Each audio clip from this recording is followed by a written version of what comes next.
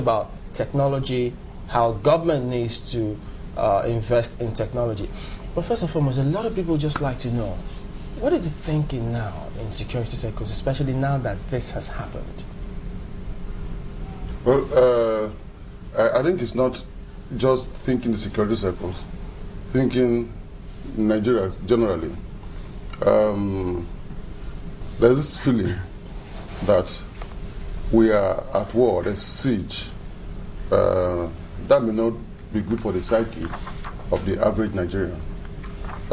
So the critical issues are, what do we do to assure Nigerians that public safety is something that we need to worry about?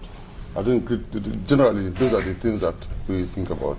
But is that not the situation if we say that we are at war? Aren't we at war with terrorism?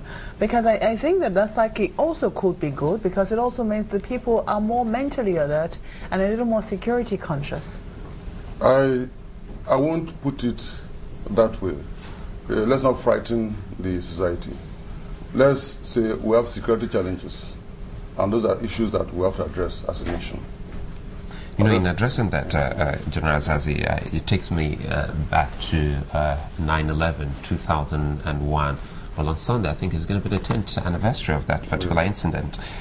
Before then, we thought that everyone the world over had a watertight security in place. First, the means you could see someone strapped in explosives, he hugs you or he comes into a place and poof, and everyone is dead. And again, we saw the cars being used, until for the first time we got to see people taking airplanes, crashing them into some kind of buildings. But that kind of changed the whole security thinking and action of most people in the world. If we take that and put that into perspective, looking at Nigeria now, how can we say now, with all of that, and tie that to what has happened to the UN building in Abuja, we too are trying to, well, redesign, or let's use the word now, rejig the security of the country? You know, let's look at the situation in Nigeria. And I think I would like to think of the security challenges in perspective. Good. We've always had challenges globally. I think over the world, even this Arab influence, we found the problem between Israel and the Arabs, suicide bombers and all that. But nobody thought it would go beyond that until 9/11. And at 9/11, the U.S. woke up to the reality that that's a major challenge. Of course, before then, they had the McVeigh bombings in Alabama and all that. But nobody thought that terrorism will get to the extent where a public building of that nature will be attacked.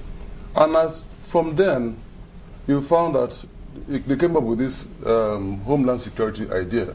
And I must say today, there's still a lot of confusion about what to do for the whole security setup in the US. For Nigeria, we've had problems. And again, putting the security issues in perspective, look at what has happened in Nigeria. I think over the years, from 2001, the Bulunkutu riots in Yola, the different Metasidin riots in several parts of the country.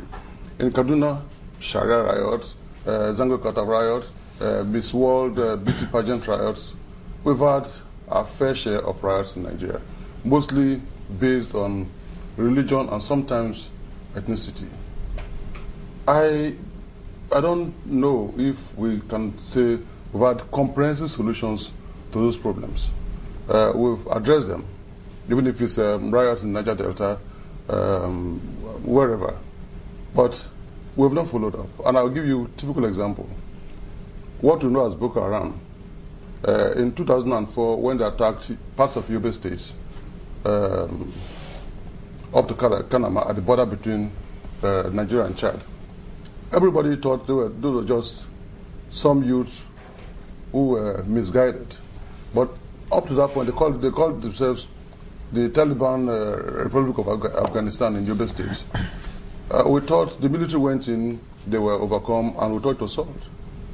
But because, really, I don't think as a nation, we followed up comprehensively that we have these challenges. So let's look at how this thing could be addressed. Today, I must say that where we've tried to solve this problem in a comprehensive manner, maybe Niger Delta. Even in Niger Delta, a lot had happened. There have been several series of explosives in Niger Delta. And I can understand why the nation took that stand. You found oil revenues dwindling seriously. At some point, we had daily production of 1 million barrels. That dwindled to about 250,000. Some measure was taken to see that that problem could be overcome. Till today, I can't say it's comprehensively addressed, but we are doing whatever we can to make sure that it doesn't come back the way it was before. If we can solve that problem, try to solve that problem comprehensively because of resources, let's also look at human resources elsewhere and see how we can address this problem. It's not just about economic resources. Okay. When you talk about comprehensive solving it, Marcus, sorry, it takes our minds to the UK riots that just happened.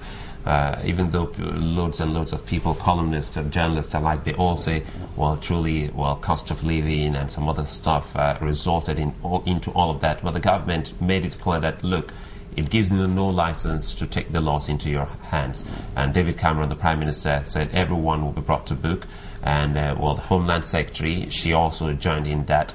But look at the judiciary. They also came all out full force to the extent that hundreds of people that were apprehended, those that were found guilty, were convicted there and there. How can we all now partake in all of this? Now, when we talk about the government and different agencies, how can we all work together just the way we saw in the UK, the judiciary, the Homeland Department, as well as the Prime Minister, coming together and trying to fix that, which they did in a record time within a couple of days?